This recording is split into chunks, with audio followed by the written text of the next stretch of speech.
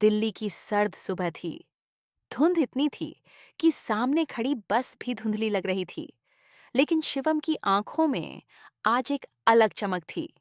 वो रोज की तरह अपने 6x8 के कमरे में बैठा लैपटॉप की स्क्रीन पर टाइप कर रहा था। उसकी बनाई गई मोबाइल ऐप का लास्ट अपडेट अपलोड हो रहा था। बस ये चल गया तो जिंदगी बदल जाएगी, उसने खुद से कहा। शिवम का सपना था एक दिन कुछ बड़ा करने का। कॉलेज के बाद उसे कोई ढंग की नौकरी नहीं मिली, लेकिन टेक्नोलॉजी में उसकी पकड़ जबरदस्त थी। उसने पिछले 6 महीने में एक फ्रीलांस सोशल मीडिया ऐप बनाया था, बज जॉन, जो लोगों को वीडियो, स्टोरी और चैट के जरिए वायरल बनाने का दावा करता था। उसी शाम उसने ऐप को प्ले स्टोर पर डाल दिया। एक पोस्ट डाली, सोच बदलेगी दुनिया बदलेगी, मिलिए बज़ोन से। किसे पता था कि अगले 24 घंटे में उसकी जिंदगी सच में बदलने वाली थी। अगली सुबह फोन की घंटियां लगातार बज रही थीं। न जाने कहां कहां से इंटरव्यू कॉल्स आ रही थीं। बज़ोन एक यूट्यूब इन्फ्लुएंसर ने यूज किया था और उसका वीडियो वायरल हो गया था। ऐप ने सिर्फ एक रात में 5 लाख डाउनलोड पार कर लिए थे। शिवम की आंखें नम हो गईं।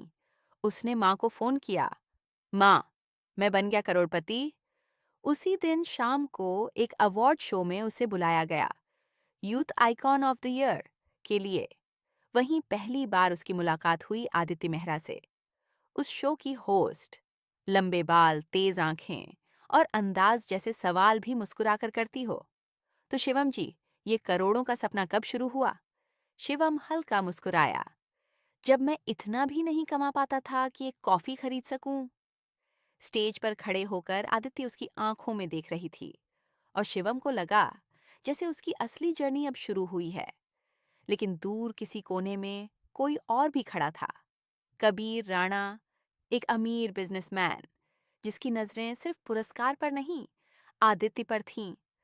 वो उसकी आंखों में शिवम जो के लिए मोहब्बत सब झलक कुछ रही किसी थी, सपने जैसा था। वो साफ देख बस जोन चुका ने था। सिर्फ ऐप की और दुनिया में ही उसे ये नहीं, हार मंजूर उसकी नहीं किस्मत थी। में भी टहलका मचा दिया था। अगर आदित्य को कोई अब और वो चाहे हर न्यूज़ तो उसे चैनल, मिटा देना हर होगा। सोशल मीडिया प्लेटफॉर्म पर ट्रेंड कर रहा था। लेकिन जो चीज़ सबसे ज़्यादा उसके दिल के करीब आ रही थी, वो थी आदित्य।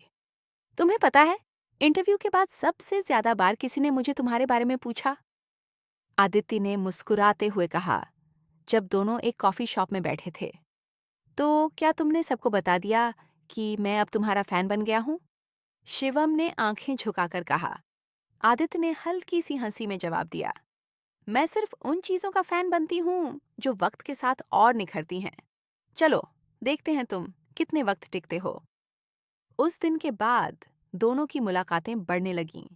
कभी शूट के बहाने, कभी कॉफी के बहाने। कुछ तो था जो दोनों को खींच रहा था। शिवम की सीधी सादी दुनिया अब आदित्य की तेज तर्रार दुनिया से जुड़ने लगी थी। लेकिन दूसरी तरफ कबीर राणा का गुस्सा बढ़ रहा था। उसने आदित्य के पुराने चैनल को खरीदने की कोशिश की ताकि वो उसे सीधे कंट्रोल कर सके।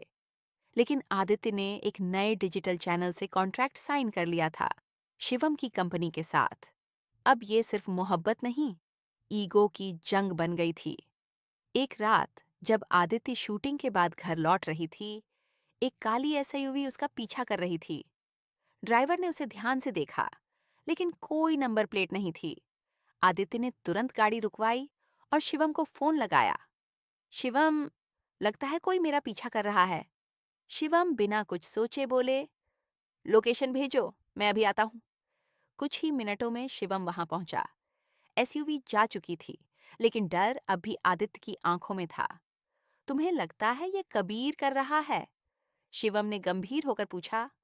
आदित्य ने धीरे से सिर हिलाया। उसने कहा था, अगर मैं उसकी नहीं हुई तो किसी की नहीं हो पाऊंगी। शिवम की आंखों में पहली बार डर नहीं, गुस्सा था। अब वो खेलेगा तो हमारे रूल्स पर। अध्याय 3, चालें और चेहरे। अगले दिन शिवम अपने ऑफिस में बैठा था, लेकिन उसका मन सिर्फ कोडिंग या बिजनेस मीटिंग्स में नहीं लग रहा था। हर बार जब वह आदित्य का चेहरा याद करता, उसकी आंखों में बीती रात का डर दिखाई देता। मैंने जिंदगी में कभी किसी से इतनी जल्दी जुड़ाव महसूस नहीं किया, और अब किसी की नजर उस पर है। वो बुदबुदाया, शिवम ने फैसला किया, अब वह सिर्फ बिजनेसमैन नहीं रहेगा, अब वो आदित्य का रक्षक भी बनेगा। उसने तुरंत अपनी टेक टीम को बुलाया। मुझे शहर की सीसीटीवी फुटेज चाहिए, खासकर आदित्य के रास्ते की, और एसयूवी के नंबर ट्रैक करने के लिए एक सॉफ्टवेयर बनाओ। टीम को अजीब लगा, लेकिन शिवम की आंखों की गंभीरता ने सबको चुप करा दिया। दूसरी ओर कबीर राणा अपने ऑफिस के अंधेरे कमरे में बैठा हुआ था, हाथ में एक पुराना फोटो। उसमें थी आदित्य और उसके पिता। तुम्हें लगता है मैं तुम्हें सिर्फ इसलिए चाहता हूं क्योंकि तुम खूबसूरत हो? उसकी आवाज में पागलपन था।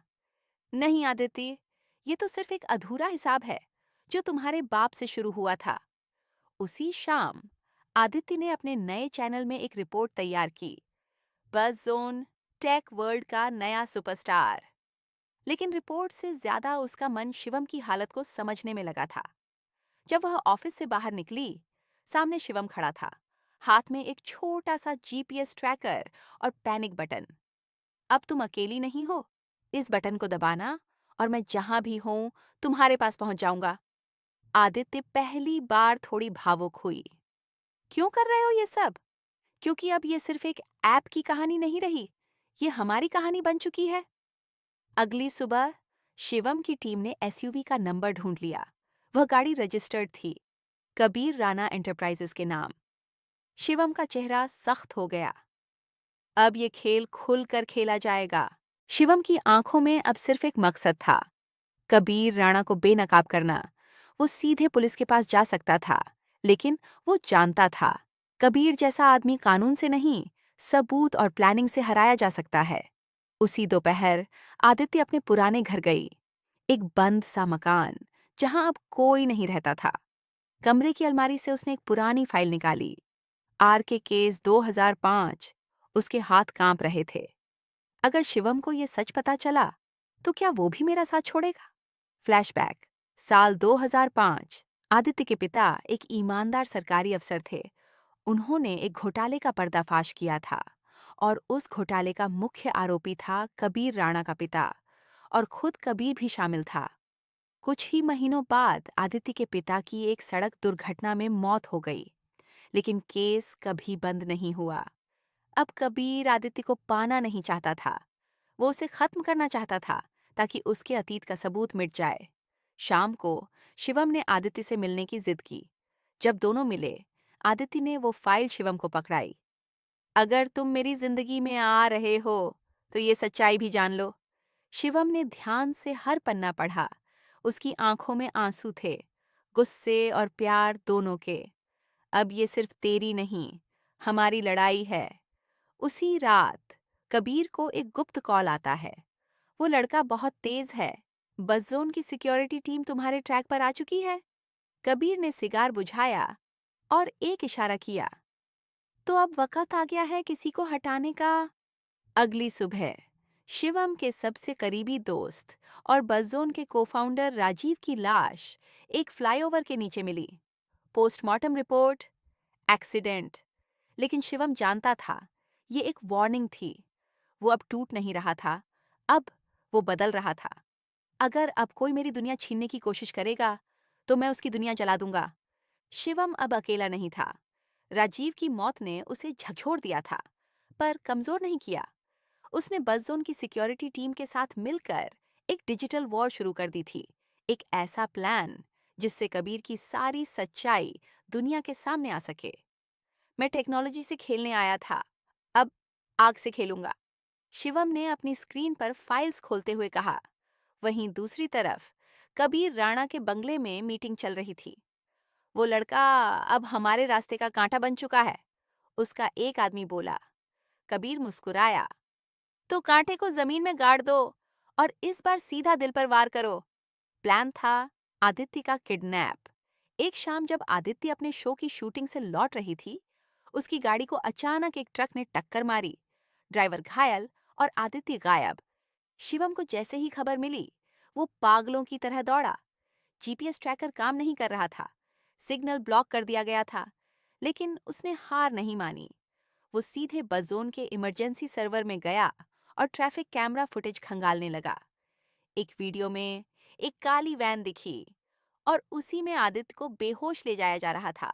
इधर कबीर के फार्म हाउस में आदित्य आंखें खोलती है। उसके सामने कबीर खड़ा है। कितना समझाया तुम्हें, मेरा हो जाओ, लेकिन तुमने उस लड़के को चुना। आदित्य थरथराती आवाज में बोली, तू मुझे कैद कर सकता है, लेकिन मेरी रूह नहीं छू सकता। कबीर झल्ला गया।